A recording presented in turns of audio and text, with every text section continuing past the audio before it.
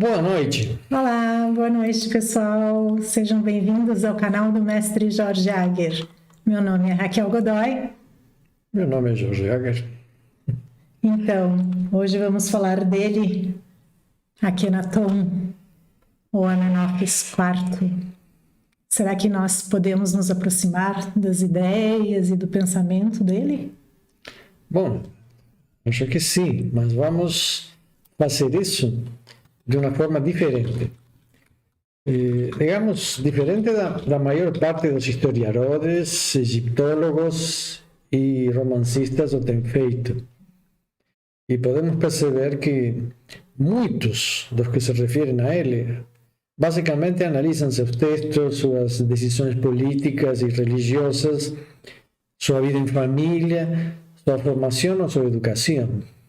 Bom, nós nesse canal a gente sempre tenta apresentar o Egito Antigo de uma forma diferente do que nós encontramos em outros canais, outros apresentadores, outros textos escritos, né?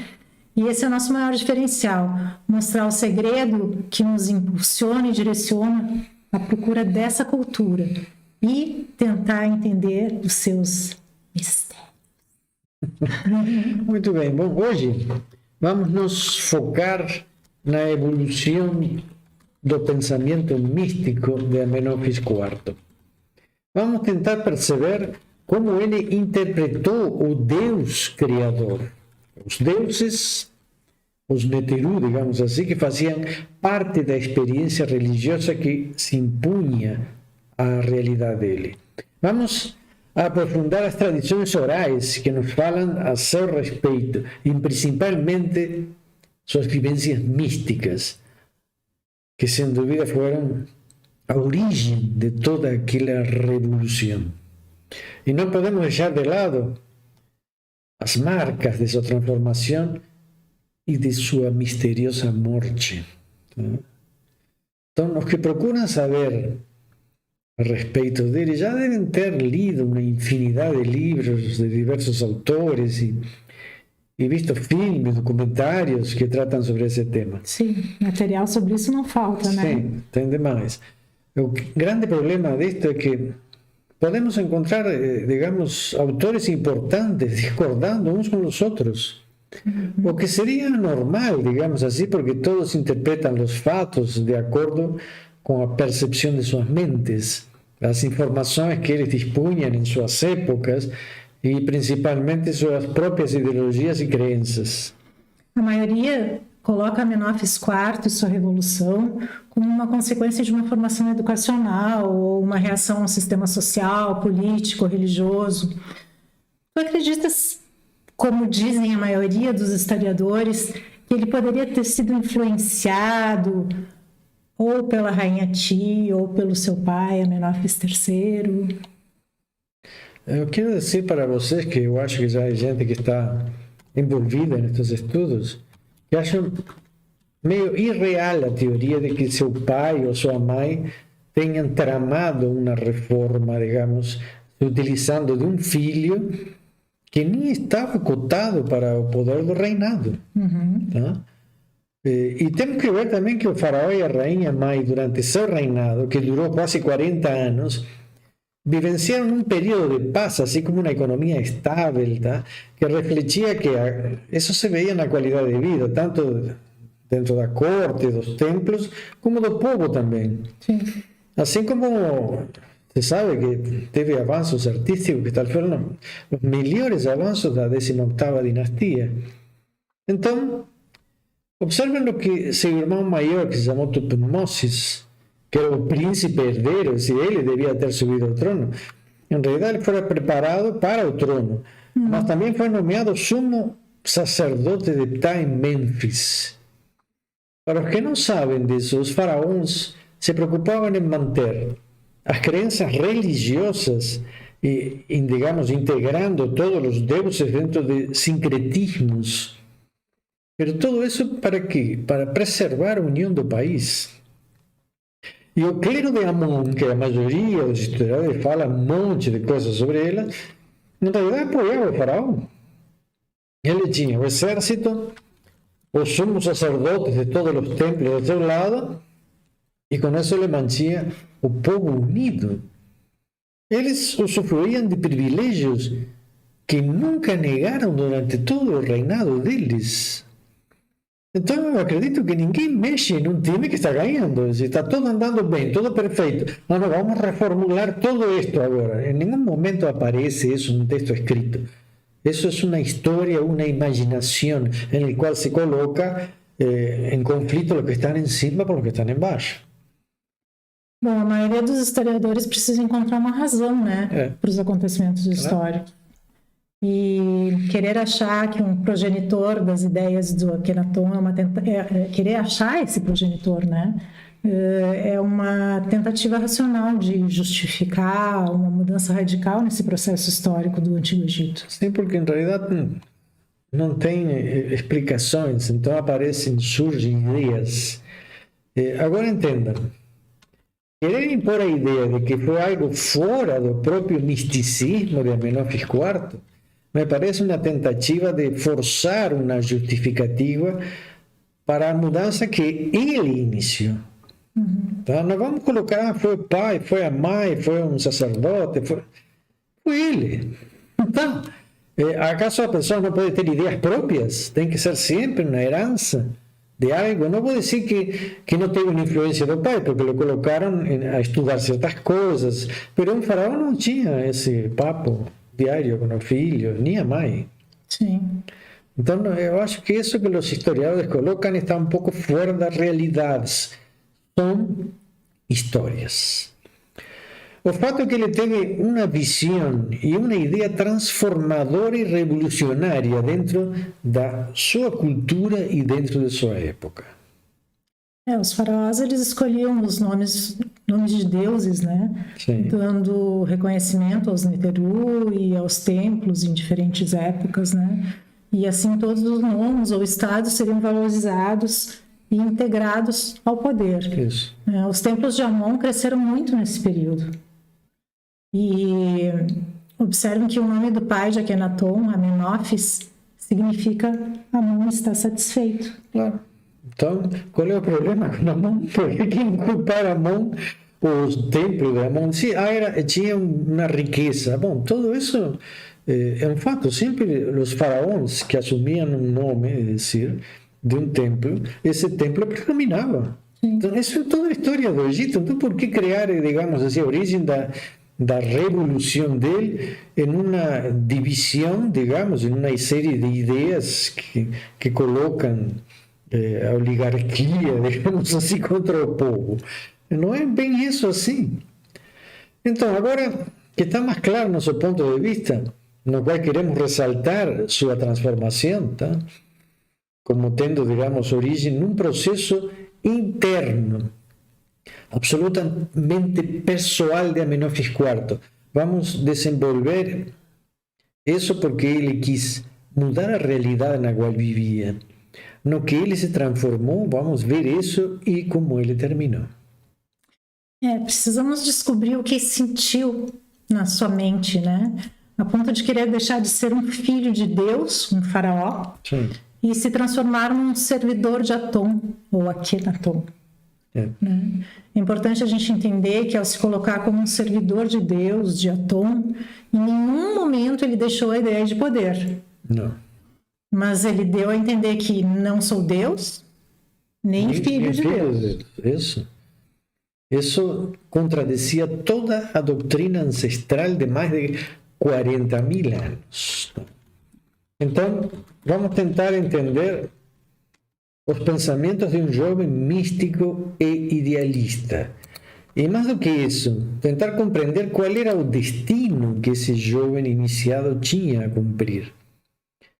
Quando o faraó prepara seu príncipe herdeiro, geralmente escolhe outro irmão com vocação para a iniciação e o sacerdócio. E desta forma vai dando apoio, digamos, religioso à continuidade do poder dentro de sua dinastia, tá? É interessante que algo parecido a gente pode notar no reinado de Ramsés II, né? E seu príncipe herdeiro, Amenerkepeshef. Como é que é? Erkepeshef. Puxa, difícil de pronunciar. No início, ele foi escolhido para seguir a dinastia e Ramses colocou o seu irmão, Caemuassete, como grande sacerdote de Ptah. E depois, na história, ele foi considerado um grande mago iniciado, né? Foi considerado o primeiro egiptólogo. Ah, Sim, porque ele reformou pirâmides, templos, ele tentava manter as tradições e recuperar, digamos, os lugares antigos, mas também está nos contos mais antigos de magia que existem no Egito, não? Na procura do livro de Thoth, grandes segredos místicos e mágicos. Então, como já expliquei em outras lives, os sacerdotes faziam testes para conhecer a vocação e o propósito dos filhos do faraó. E temos que entender que eles começavam, digamos, desde muito jovens a fazer esse tipo de experiência, não? quando que eles começaram o estudo da escrita? A escrita, é interessante isso, não? A escrita sagrada era chamada An-Neter-Saú. E eles começavam, digamos assim, estudando a escrita, An-Neter-Saú, a escrita sagrada, e estudando música, matemáticas, os astros, as estrelas, não? Com seus mestres quando tinham 4 aninhos. Nossa. Tá? Então, Cedinho. sim, quando tinha 7 anos, Amenófis III ia ser testado para ver sua vocação, tá? E foi considerado apto para a iniciação e o sacerdócio. Quantos anos? 7 anos, 7 anos. tá? Que é um número importante dentro da escolha, digamos, espiritual da criança. E todo o seu treino posterior, então, se direcionou para quê? Para o desenvolvimento de suas capacidades espirituais e místicas. Sim, porque ele ia ser iniciado. Isso. Isso se reflete nas imagens que temos dele quando jovem, né, onde a gente percebe a falta de desenvolvimento corporal e físico. A doutora tinha que falar. Geralmente, os príncipes herdeiros recebiam treinamento físico para a luta, a arte da guerra, a caça, corridas no deserto. Então, eram preparados para o poder, né, para a guerra, para a luta e tudo. Então, o corpo e a comida, a alimentação, tudo Era diferente, né? totalmente diferente. Diferente de quem era mais uma questão Ia para o templo, já ia mais calminho. mais calmo, Mais sem magrinho. tanta atividade física, né? Sem gastar tanta energia, digamos assim. É uma atividade mental, intelectual, diferente. era outra fórmula de vida, outra alimentação também. No caso de Amenófis, dos 7 então, anos aos 13 anos, foi treinado dentro dos estudos e das doutrinas dos templos. Ele já tinha aprendido a escrita sagrada, agora ia estudar os símbolos, conhecer os mitos e mistérios dos Neteru, vivenciar os rituais, ofrendas e doutrinas sacerdotais e também iniciáticas. Só um pouquinho. A Bea pergunta se a escrita sagrada era exclusiva para os iniciados, Era para os escolhidos. os escribas e os sacerdotes, mas para estudar tu tinhas que ser sacerdote. Então não era todo mundo. Claro que tinha mulheres sacerdotisas que estudavam. Sim. Então, Mas não era para todo o povo. Não, o digamos. povo não aprendia a escrita. Só entrando no templo. Né? Então, claro que tinha outras formas de escrita. Quando precisavam fazer um contrato, digamos assim, então iam para o escrivão, digamos assim, faziam um contrato em outro tipo de escritura. Sim. Tinham 3 tipos diferentes, né? Sim, o hieroglífico, o demótico e o hierático. Mas todos esses estilos de escrita foram evoluindo com o tempo, mas sempre teve a principal dos templos e dos sacerdotes, que era a escrita dos deuses, não? A Neter-Saú, a escrita sagrada dos Neters, que era dos deuses. Neste período também desenvolviam capacidades mentais e místicas, até a hora de seu primeiro compromisso com Deus. Tá? Digamos então que aos 4 anos começavam a estudar, aos 7 anos definiam sua vocação, mas aos 13 anos se fazia a iniciação. Tá? Os iniciados entravam nessa idade dos 13 anos, aí era onde o discípulo ia experimentar a morte e a ressurreição. É interessante que hoje, dentro da tradição judaica, Sim, o jovem faz a bar mitzvah isso. aos 13 anos. Sim. Né? E acho que é um ritual de passagem, onde deixa de ser criança e se assume na comunidade como um adulto. Só para tu saber, as mulheres também, assim, com os 12 anos. 12? Porque é mais inteligente. Ah, a mulher, claro, né? O homem tem que esperar aos 13, a mulher já passa aos 12, tá? Bom, então podemos dizer Nada que me que... surpreenda. Não, de novo. Podemos dizer que realmente a Bar Mitzvah é uma reminiscência dos antigos rituais iniciáticos que existiram em todas as épocas no Egito, tá? A gente não pode esquecer que os hebreus ficaram mais de 300 anos no Egito, né? Então, muito das tradições e costumes foram preservados na sua cultura. En realidad no sabemos que en las primeras eras egipcias las iniciaciones eran sangrentas. Como assim? Os mestres feriam o seu discípulo, entendeu? Com facas, com espadas. E o discípulo tinha que mostrar que não tinha medo, entendeu? Que não sentia dor. Fogo, caminhar sobre fogo. Bom, sobre fogo, tem água, fogo, os 4 elementos eram usados no processo de iniciação. Dentro de aquele lugar que tu tens na pirâmide junto com... Ah, sim, vamos mostrar. Sim. Tu tem aí? Tenho sim. Vai falando aí. Então, Aqui. digamos que com o passar dos anos... Aí está. O labirinto. O labirinto que ainda existe no Egito está totalmente enterrado, mas é um trabalho a ser feito e a ser descoberto. Mas ninguém quer tirar. O labirinto, em realidade, são vários andares.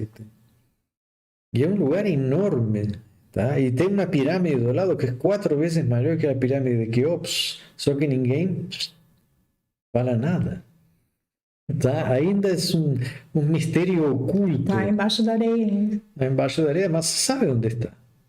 Tudo isso se sabe. Então, digamos que nessas iniciações no labirinto existiam muitos rituais, como falei, de fogo, água, outro tipo de ameaças, cocodrilos na água. Não imagina, era uma coisa terrível. Mas quem passa por isso, não é? Eram poucos, digamos assim, fica sendo um grande iniciado. E com o passar dos anos, digamos, os rituais foram se transformando em quê? Em coisas simbólicas. Mas sempre se manteve o teste da morte e a ressurreição como algo real. Tá? Quer dizer que o iniciado morria realmente? Quero dizer que até hoje os mestres da tradição levam seus discípulos a experimentar a morte. Tá? Não estou falando de um ritual simbólico como acontece dentro da maçonaria ou dos Rosacruces. Hoje, os mestres ainda hoje conseguem desprender o K do iniciado para que este perceba a conexão com a criação e com o criado. Tá? O criado somos nós, perdão, com o Criador e a criação, a natureza, etc., dentro de um ponto de vista diferente. E depois de fazer que o K e o Ba retornem ao corpo, primeiro saem e depois o trazem. E isso existe em diversas culturas, tá? Não é só na cultura egípcia. Então, esse jovem era treinado, Amenófis foi treinado para ser um iniciado, um sacerdote que passou pela experiência de perceber a luz do Criador, porque isso é o primeiro que se vê quando se sai do corpo, uma enorme luz. E claro que deve ter ficado extasiado com essa experiência. Imagina, tinha 13 anos. Sim. Tá? A própria experiência de iniciação leva qualquer pessoa a perceber que somos luz. Nosso ser, somos espírito, presos dentro deste corpo, desta matéria. E isso deve ter sido uma impressão enorme, porque ele estava, imagina todo o que ele estudava, dos deuses, e de repente, pum, o cara sai do seu corpo, uma luz intensa, y una sensación de placer y de calor y de afecto, de cariño, de amor, de pureza. Y ahí olha y tiene que voltar para el corpicho de él. Todo eso debe ter levado a ele a fazer milhares de perguntas, e muitas delas ninguém queria ou poderia responder. Ele foi um iluminado que despertou da escuridão e percebeu a luz de Atom.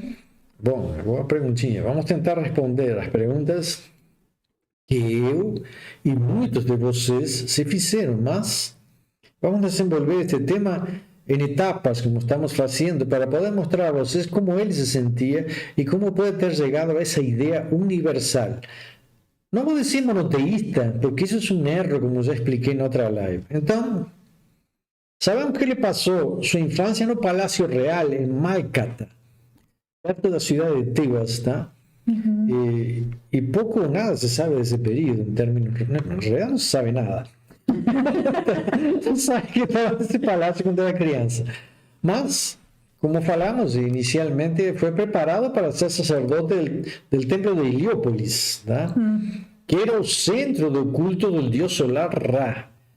Então, Akenatón, com 15 anos, tá? Depois da iniciação, 2 anos após a iniciação, tornou-se rei. Por volta de 1364 a.C., e depois governou por 17 anos. Sendo que ele não tinha sido preparado para isso. Isso. Tá, então tu acha que foi nesse período dos 13 ao 15 que ele teve a percepção pessoal dele do deus Atom? Eu acho que nessas experiências, talvez pré-iniciáticas e pós-iniciáticas, digamos 13 anos do momento que se iniciou, onde ele começou a perceber o mundo espiritual, que era a função de todo iniciado, de todo sacerdote, tá? Fazer o equilíbrio entre o mundo material e espiritual dentro do Egito. Depois dos 13 anos, seus estudos foram direcionados para quê? Para a política e o poder. Então, todo o tempo foi educado para uma coisa, e de repente, não, tu tem que seguir, tá indo neste caminho, agora tu tem que pegar esse outro. Complicado, né? Então, fiquem-se, aos 15 anos, quando assume o poder ainda em Tebas, o pai e a mãe, claro que podem ter assessorado ele em sua função por um pequeno período de tempo. Ah, tá? normal, né? Sim, era normal em todo o reinado, essas corregências, tá? Períodos de corregência. Mas, como falei, ele teve vivências e experiências que o levaram a uma dicotomia. Digamos que a mente dele ficou dividida entre dois destinos. Tá? Um destino que ele sentia por vocação e outro que ele foi imposto. Imposto por uma realidade. Tá? Sim, que o irmão tinha falecido. Sim, isso é um fato. Não? Então, por vocação, como falei, ou de ser iniciado, ou de ser mestre de si mesmo. E o outro, por necessidade, justamente frente à morte do príncipe real. E ser faraó, então, e ter que ser filho de Deus, então. Ah, como tu entende essa dicotomia que o iniciado, Amenófis, sentiu e qual a decisão que ele tomou frente a isso, sendo governante? Bom, vamos lá.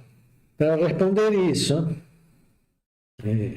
digamos que vamos seguir o curso de sua vida, onde dos 15 aos 18 anos ele ficou mantendo a política religiosa ancestrais dos governantes egípcios. Nesse período, nesses 3 anos depois que assumiu o reinado, tanto em Tebas, digamos, como em Mênfis e em Hermópolis, Amenófis iniciou um programa de obras públicas, tá? Que eu acho que era a continuidade do que o pai estava fazendo, tá? Sim. E aí, dentro digamos, de Tebas, no templo de Amon, em Karnak, mandou construir 4 templos dedicados a Atom, tá? O que demonstra que nos primeiros anos, enquanto governava, digamos, era orientado a continuar as reformas de seu pai, eu acho que ele queria fazer isso também, y seguir las antiguas tradiciones. Entonces, teve 3 años en el cual él ficaba encima del muro, ¿entendeu? Vou para un lado, vou para otro, mantengo a orden aquí, los deuses, los templos, arrumo los templos, boto un poquillo de Atón porque eu achei que Atón é importante nesse proceso. Aí que vem a questão. Y uno de esos templos de Atón, que es conocido como Hut-Ben-Ben, que significa la casa de Ben-Ben, ¿tá? Y Ben-Ben era el nombre del monte inicial del cual parte o surge el dios Atón, el dios creador. Una manifestación de un dios solar que inició la creación del universo, del mundo. Así vemos que cuando comienza a asumir seu pleno poder como faraón, surge también dentro de él a escolha de un único demiurgo, digamos así. Sería un dios creador, Atón. Y es interesante observar que en la Génesis heliopolitana, que era donde nace ese Génesis de la creación, donde él iba a ejercer su sacerdocio, digamos así, después pasó para el reinado, eso él tenía que saber, él sabía todo. Tá? Certamente llamó la atención de él a tesis de que faz do Sol, que era llamado también de Ra, Atum, Kepri y Ra-Arakte. Era un Deus autogerado, es decir, ¿no? Que él se geró a sí mismo. Ahí estaba a origen de toda la creación y también a origen de todos los dioses que fueron creados. A gente está falando de um jovem que conviveu toda a sua vida dentro de uma doutrina egípcia, onde tudo o que acontece na vida estava padronizado dentro de um sistema pré-estabelecido. Exato. Né? Mas, aos 13 anos, ele percebe em sua experiência mística a presença de uma luz universal que se manifiesta em sua consciência como um único Deus original da criação. E dentro dessa gênese surgem 2 elementos. A luz, uma força eterna que chama nosso espírito a um despertar, digamos, e a matéria, que se transforma constantemente em um processo de vida e morte, regido por leis e princípios necessários a esse processo evolutivo e definidos pelos Neteru. Os iniciados sempre procuram seguir a luz que se reflete na sua consciência. Tá? Os faraós deviam seguir as leis de Maat e os Neteru, que, digamos, era o que permitia que o país frutificasse e sobreviviese. Então, para que seguir, deve ter pensado, a doutrina dos Neteru? Seguir os templos, seguir suas regras, suas leis neste mundo, quando na verdade o que importa é nossa alma, tá? É nossa consciência onde Atón se manifesta. O corpo vai, entendeu? Então, quer dizer que a dicotomia de Amenófis era seguir Atón, o espírito, a luz, ou seguir a matéria, a sombra, a razão de todo o sofrimento. Aí que está, realmente isso é mais ou menos assim. Vamos ver isso de outra forma, tá? E uma forma interessante. Agora vou fazer que vocês intervenham. Se lembrem quando tinham, talvez tenha alguém de 14, 15 anos agora, quando vocês tinham 14, 15 ou 16 anos, digamos. E nessa época, talvez procuravam entender a razão de tudo, tá? E procuravam que diversos cultos, ideias espirituais, filosóficas ou ideais, tá? Para se identificar. O que acontecia? Procuravam estudar, então, pesquisar diversas religiões e deuses, e ao fazer isso percebiam que muitos falavam as mesmas coisas, com pequenas variantes. E talvez, nessa idade, nessa época de idealismo, digamos assim, e de percepções espirituais, poderiam ter pensado: por que tantos deuses no mundo? Tá? Por que tantas religiões no mundo? Por que tantas ideias sobre Deus, ideias políticas que separam a humanidade? E então, em um momento, devem ter chegado a uma conclusão.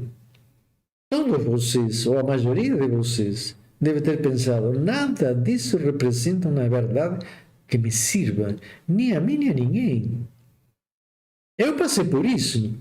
Fui a conhecer diversos grupos religiosos e espirituais na procura de uma identificação. E com certeza, como muitos de vocês, me desiludiu al perceber toda essa pobreza espiritual e intelectual. Vocês, em algum momento de suas vidas, pensaram assim? Bom, se pensaram assim, podemos dizer que também perceberam a verdade que Amenófis IV sentiu. Mas com certeza, se pensaram assim, será que foram chamados de iluminados? Acho que não.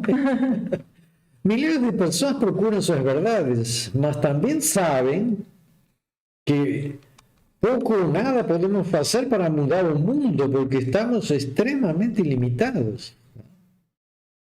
Então qual foi a grande diferença com Amenófis? Bom, fica claro, não? Que com 15 anos chegou o maior poder que um homem pode ter, ser chamado de filho de Deus, ser tratado como um Deus vivo. E no início, ele compactou com esse passado. Mas sua iluminação, sua experiência pessoal, a mística, nesse ambiente, aos poucos foi se transformando em uma ideia, em um ideal, uma ideia que o levaria a não se sentir falso, porque em termos reais ele não queria ser hipócrita com o que ele sentia. Sim. Representando um Deus, um éter, que representa o poder da matéria, e todo o contrário que ele estava procurando. Amor, representa tudo aquilo que nos amarra a este mundo, tudo o que gera dor, sofrimento ao seu povo, ao ser humano. Então, depois de 3 anos, depois de los 15, quando chegou aos 18 anos, decide trocar seu nome para Kenaton, aquele que sirve a Atom. Claro que a ideia de servir não é a mesma ideia que temos hoje, tá? Ele entendia servir como ser um éter, digamos, de Atom. Tá? Todos nós também sermos ferramentas da construção da alma, de uma consciência para um mundo melhor. Então, para ti, ele era um iluminado ou um idealista? Essa é a pergunta do $1 milhão. Acho que todos nós somos iluminados quando despertamos nossa consciência e quando percebemos a unicidade de Deus e da humanidade. E nesse momento, você é um iluminado. Ele tinha poder e achou que poderia fazer despertar a consciência da humanidade. Tá? Ou talvez impor sua ideia. Transformou essa percepção pessoal num ideal a ser seguido a todo custo. Tá? Então diria que foi um iluminado que se transformou num idealista sem limites para conquistar esse objetivo. Então ele pensou que nós somos espíritos amarrados a uma matéria em constante transformação, que ainda não é perfeita, mas devemos focar só na luz de Atom. Bom, aí que está, não? Olha aí. Ele pensou: minha alma clama pela luz. Em todas as minhas experiências místicas, quando saio do meu corpo, me liberto, encontro a luz. Algo que me chama e me liberta desta matéria, tá? A luz é eterna. E estou aqui para ajudar a criação, mas não estou ajudando a criação enquanto adore as ferramentas do Criador, que seriam os deuses. Então ele tinha esse conflito com a matéria, digamos, com a realidade. Então devemos adorar a luz do Espírito, ele pensava e dizia, a luz de Atom, ao qual sempre vamos voltar. Ele vive em tudo, mas tudo volta a ele. Então, o mais importante é ele. Eu entendo o conceito deles, um conceito iniciático, místico e sacerdotal. Sim. Deus é o centro de tudo, sim. Deus é a luz da criação, a qual voltaremos. Então, deve ser nosso guia em tudo. Toda a humanidade deveria seguir e procurar a luz, a sua consciência. Ah, bom. Então, tu entendes que ele, como muitos adolescentes de hoje, podia perceber que isso é verdadeiro. Sim. A única diferença é que os jovens de hoje sabem que mudar as crenças, fazer evoluir a consciência das pessoas leva tempo, né? E não depende só de se ter poder. Bom, ele tinha poder e se atreveu a querer mudar a realidade, sem compreender a dificuldade dessa enorme tarefa. Pensem vocês, amanhã tem uma grande ideia, digamos algo que nunca imaginaram, tá? Ou assim, bom, eu quero, olha o que eu vou fazer, esta garrafa. Esta é uma grande ideia. E agora, como que eu faço, como que transformo essa ideia de fazer uma garrafa de um material como este em algo real? Não é tão simples assim. Tá? Isso exigiu anos de tecnologia, de moldes, de materiais, bom, pesquisas enormes para chegar a este produto. Imagina uma ideia de unir a humanidade inteira. Se isso é difícil, imagina o trabalho que ele se colocou em cima dele mesmo. O L.R. Ken diz que ao ver dele, né, a verdade de cada um se torna só mais um fragmento na imensa verdade do mundo. Sim, mas é isso, se todos têm a mesma verdade, porque cada um vai ver Deus de uma maneira diferente, por isso que as religiões se separam. E ele, querendo ou não, ele criou outra religião. Sim. Isso é um fato. Ele colocou sua verdade interna lá de fora. E agora todos têm que seguir essa ideia. Então transformou uma experiência pessoal única e intransferível em uma ideia pseudo-político-religiosa. E la impôs. Sim, imagina o que nós faríamos se fôssemos donos, deuses, do país mais importante do mundo na sua época. Imaginem isso hoje. Não falamos de ser presidente, mas de ser donos. Sim, os deuses, os criadores. Então, com 18 anos, ele assume como Akhenaton e começa a realizar seu sonho. Mas, primeiro, vamos deixar de seguir a ordem dos Neteru. A ordem representa o que evitaria o caos. Tá? Imagina tu tirar o combustível da rua, tá? Agora, seria um caos.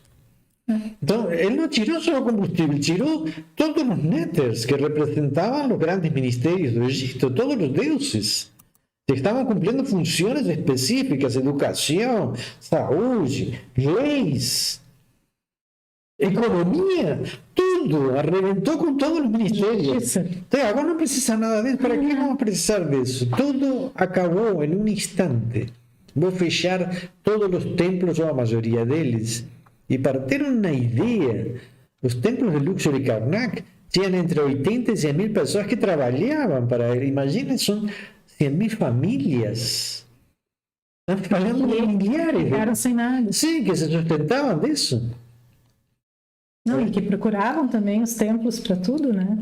Bom, viviam disso, tinham seu salário, trocas, produziam.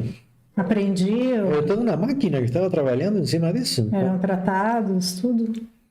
Bom, todo o que faziam, educar, formar, todo era em função. Só que, se tá, você fica e adora Aton, então você fica. Mas era muito difícil tu tirar um homem que tem uma tradição de mais de milhares de anos, entendeu? E dizer, não, agora todos os deuses não existem, agora você vai ensinar só que Aton existe. Foi um acto extremamente violento. E isso quebrou o Egito, isso gerou revoltas, os sacerdotes não queriam soltar seus deuses, os seus rituais, suas crenças. Muita gente morreu. E morreram para manter que suas identidades, que foram geradas não em uma geração, em centenas de gerações. E claro que as pessoas entravam nos templos e viam sombras, digamos. Ele via a luz. pessoas veem as sombras dos deuses, ele via a luz detrás dos deuses, o que produz a sombra. A primeira coisa que ele pensa quando percebe a luz é que todo mundo devia compartilhar a visão que ele tem. Eu entendo isso. Se tu vês o mundo de outro ângulo e tu vês o que poderia ser melhor para ti e para os outros, tu vai querer compartilhar isso. Vou tirar, digamos, a humanidade das trevas. Eles podem ver o mesmo que eu percebo. Essa é a ideia que ele tinha. Então vou começar construindo templos onde a luz entre para todos, entendeu? Que não tenha sombras. Olha a ideia que ele teve. E eu não posso deixar de pensar que ele tinha 15 anos, não? Quando teve suas ideias. Isso me lembra o que aconteceu com os hebreus que saíram do Egito seguindo a luz de Moisés, né?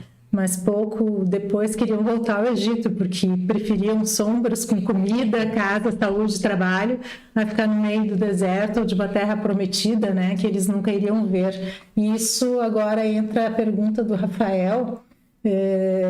O que tu acha da teoria de que Moisés resgatou a tradição atoniana e fez com os hebreus o que Akenaton queria fazer no Egito? Sim, é mais ou menos o que eu estava pensando. Bom, venho pensando nisso há muitos anos, não? Moisés, digamos, levou 40 anos para transformar as ideias de tribos, de 12 tribos, e unificá-las. Não é só transformar as ideias, darle valores novos. Só que como ele fez isso? Por que ficou 40 anos dando volta em um deserto que poderia ter atravessado em um mês? 40 anos, matou uma geração inteira. Sim, matou ideias antigas. Ideias antigas. Sim, matou a geração inteira. Sim. Todas as pessoas que saíram do Egito morreram. Quem foram as pessoas que entraram na Terra Prometida? Os filhos deles. Os filhos deles. Essa é a realidade. Netos já, a essas alturas também já podia ter netos, né? 40 anos. Então, Moisés foi muito mais inteligente.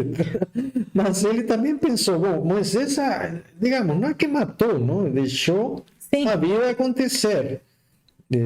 Aos poucos, levou 40 anos, mas em 40 anos ele criou uma identidade, criou um povo que sobrevive até hoje. Criou, digamos, uma ideia de moral, de princípios, em qual podemos encontrar, digamos, a paz vivendo em cima de leis, de valores, de mata, de justiça e de valores, que até agora estão brigando por essas ideias, mas de qualquer maneira é interessante ver a grande diferença entre Amenófis, digamos assim, e Moisés. Que aí te demonstra que Moisés era um homem maduro, não? Amenófis era uma criança com uma grande ideia nas mãos e com um poder enorme. Não? Então, no Egito, digamos, todo o trabalho de milhares de anos para equilibrar esses interesses, medos e poderes que os homens, digamos, têm criado, Deus, o sincretismo, que todas as gerações criaram para unir o povo, tudo se destruiu por uma visão de um líder adolescente, que talvez teve a melhor das intenções. Sim, a gente poderia dizer que a ideia dele de que somos todos iguais foi messiânica? Sim, porque todos acreditamos nisso. Sim.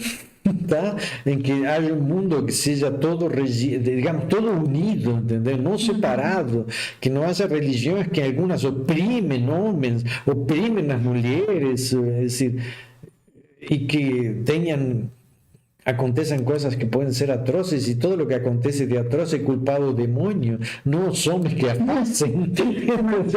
Sim, as coisas que acontecem dentro de nossa sociedade, algumas são terríveis e se justificam por diversos fatores. Então eu acredito ser uma ideia messiânica, mas não acredito que ele conseguiu ser o Messias que ele queria ser. Uma coisa é acreditar em algo, numa ideia, e outra é impor essa ideia aos outros. Ainda que isso custe dor, sofrimento e morte. Ele viu a luz de Atom, tá? Digamos, um cara assim, de um disco solar assim. e a outra metade desse disco solar se chamava Amon-Ra. tá? Que é a realidade. Amon representa a matéria, a produção, a economia, o poder, a realidade. Algo que todos nós, em nossa ignorância ou sabedoria, aprendemos a respeitar e a compactuar. Todos os dias nós compactuamos com isso. E se não compactuamos, então não temos o que comer, não conseguimos dinheiro, tá? Não temos casa, saúde, segurança, educação, produtos, não podemos manter uma família, um lar. A sociedade compactua com Amon até hoje. Podemos ter uma ideia de como deveria ser a humanidade. Um lugar onde Atom fosse adorado, mas sabemos muito bem o custo desse sonho. Todos nós preferimos a sombra, digamos assim, nossa matéria, tá? Porque a luz do sol pode nos matar. Então, o que fez Akhenaton quando chegou no final da sua vida, quando viu as guerras nas fronteiras rompendo todas as suas esperanças de paz? O que ele fez quando viu que o Egito se dividiu e que não tinha conseguido mudar os sentimentos, os valores, nem as tradições ancestrais daqueles que ele amava? Quando viu o sonho, que era algo para ser vivido, talvez em outra dimensão, né? Sim, no paraíso. Ele quis morrer, quis reformar tudo, quis voltar atrás. O que ele fez? Eu acho que realmente é isso que tu disse. Talvez ele tenha querido morrer, não? Porque viu todo esse processo, esse sonho dele se desmoronar. Sim. Frente a uma realidade. Não basta querer fazer algo, tu tem que saber como fazer. E esse programa, digamos, não desceu junto, entendeu? Ele teve a ideia, mas não veio junto o programa de como chegar a realizar esse processo. Sim. Então, talvez tenha querido morrer, e esse sentimento, digamos, segundo a tradição, talvez chamou a eternidade perto dele, não? Chamou o barco dos milhões de anos que estava afundando assim, afundando junto com ele, tá? A tradição, o que nos diz? Que foi Nefertiti a encarregada de dar a ele o veneno que o faria morrer. E ele morreu cuspindo sangue, sua própria vida. Um sonho fantástico que se transformou num drama e no final uma tragédia.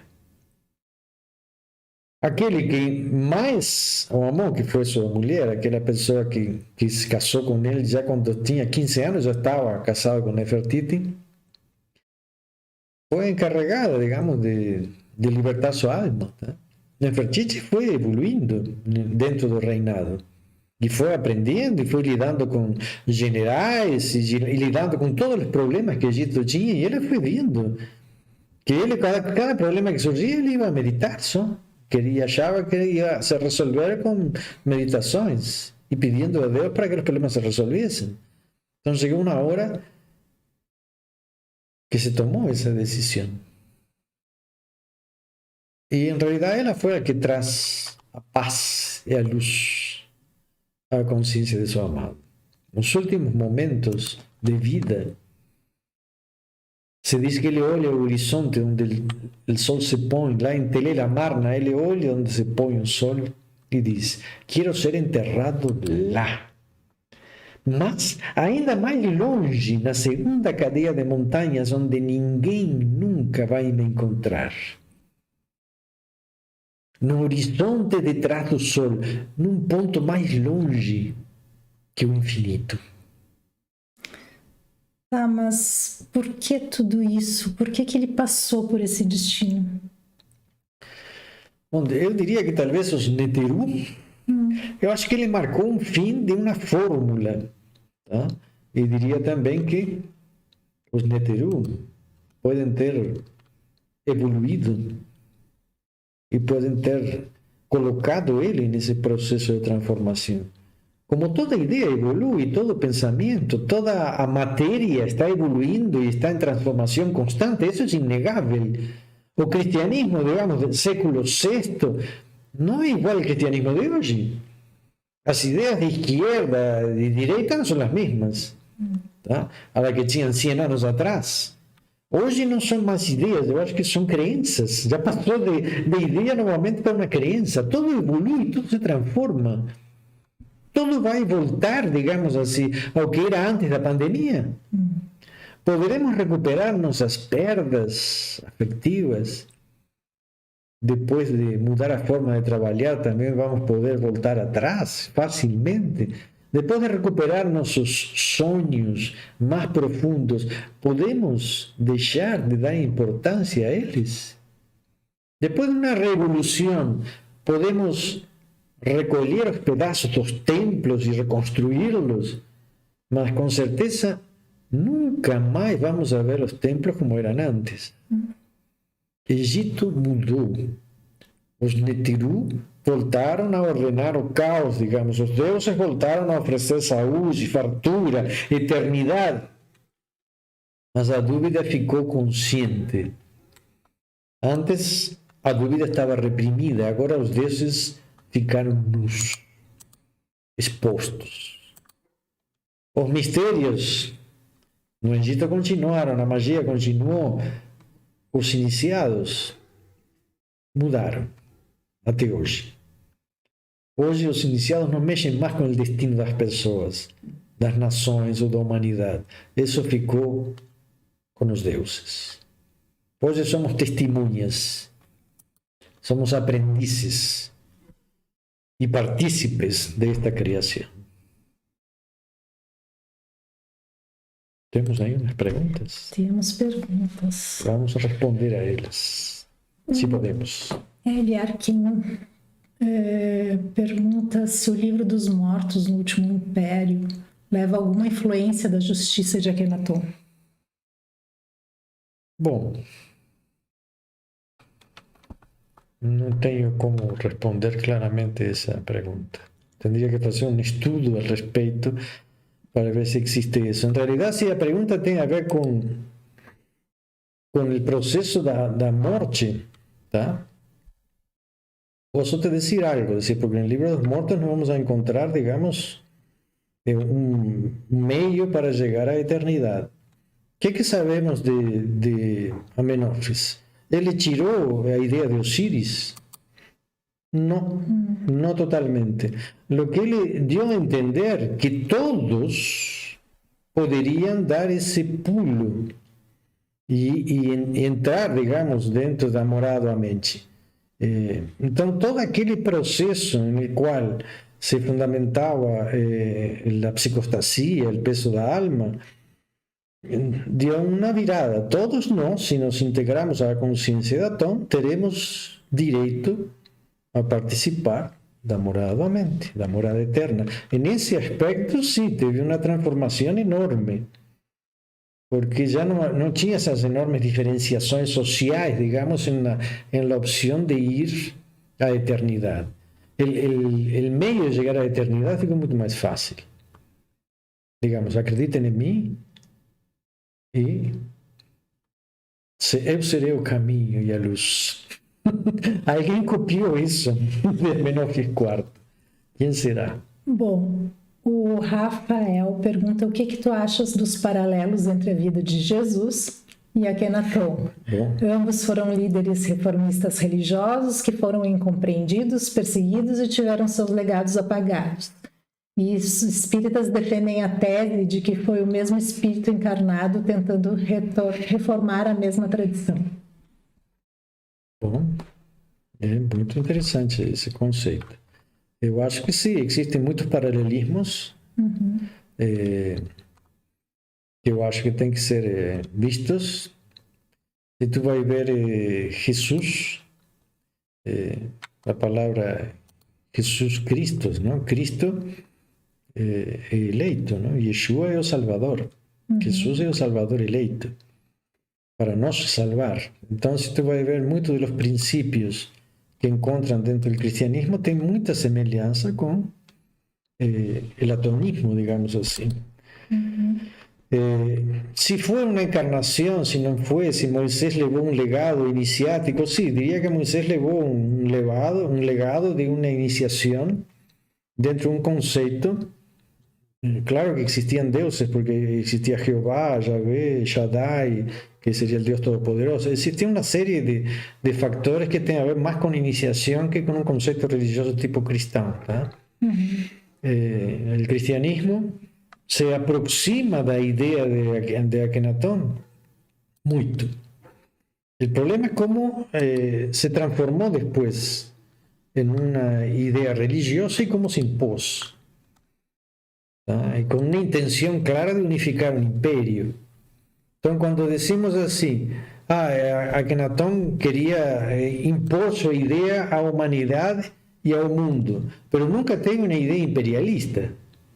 Akenatón quería ficar en su tierra, en su país, y quería que Atón fuese reconocido, y él estaba estableciendo conexiones con los dioses, los vecinos, para tentar crear ese sincretismo de integraciones. Y vamos a procurar todos el mismo Dios, vamos a igualar a humanidad. Pero él no fue a los vecinos a impor Dios, como los romanos querían hacer, es crear una religión única dentro de un imperio único. A Daniela diz que a Ordem Rosa Cruz fala bastante sobre Akenatón e o legado das escolas de mistérios. Sí, ellos hablan bastante, pero lo que yo digo, lo que hablan de iniciación de Akenatón, sí. El problema es que muchas veces quieren transformar a Akenatón en una figura muy ideal. Y lo que yo estoy tentando es que las personas entiendan que todos nós temos ideas iluminadas. Só não temos el poder, muchas veces, de transformar esas ideas, esos sueños en realidades. Entonces, cuando vemos la diferencia entre Moisés y Akenatón, ¿qué nos vemos? Que Akenatón era un iniciado, que tuvo grandes ideas, pero no era un mago, un creador. Le faltó energía, fuerza, conocimiento y asesoría como para llevar adelante una idea de tal tamaño. Y esa idea teria ficado dentro do Egito, senão ele teria que ter se transformado, digamos assim, em um conquistador, coisa que ele não queria ser, nunca quis ser. Mas foi, digamos, um homem que se impôs. Sim. Impôs sua ideia e sua visão do mundo aos outros, de uma forma muito violenta. Mas eu acho que deixou essa ideia em todos nós. Então, muitos de vocês devem reconhecer que Akenatón foi, digamos, uma motivação em suas vidas. Nesse sentido de transformação, de encontrar a luz em suas consciências, de seguir. Não estou falando, falo de consciência, não falo de seguir a consciência como algo, o que eu sinto. Tá? Não é o que eu sinto. Não é o que eu desejo, e isso é o que me preocupa com Lacan, quando Lacan fala de desejo, do sentir como desejo.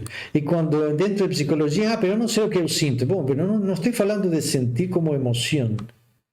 Estou falando de sentir da consciência, que é algo que se percebe quando a mente se acalma e se unifica. Quando a mente está unificada e a consciência fala, é um pensamento único, não tem dualidade.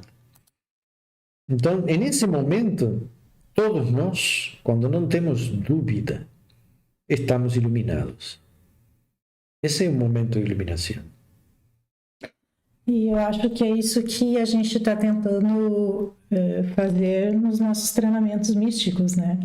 Bom, isso, a intenção é ir trabalhando em cima, digamos, de cada discípulo para que ele descubra o mestre que tem em si mesmo.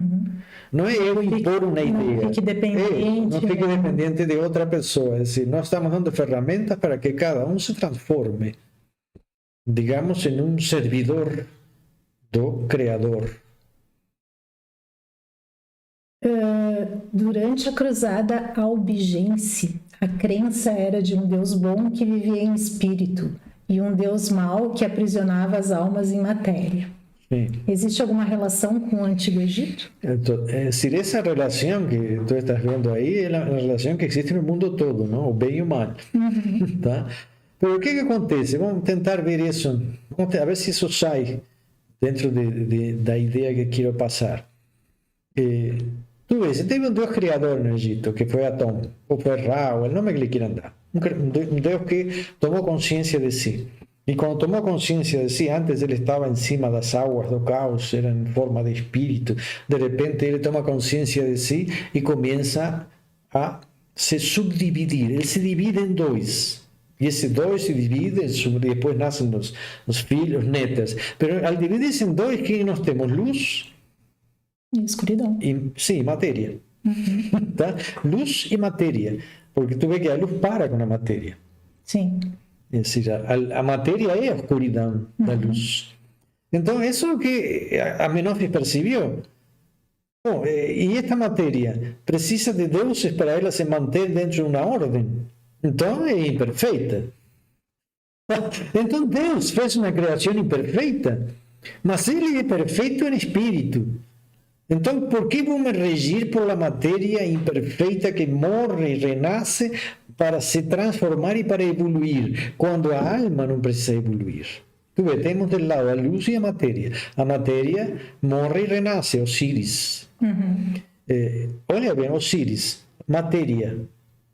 Matéria. Da palavra matéria vem mater, que é a madre. É onde nasce.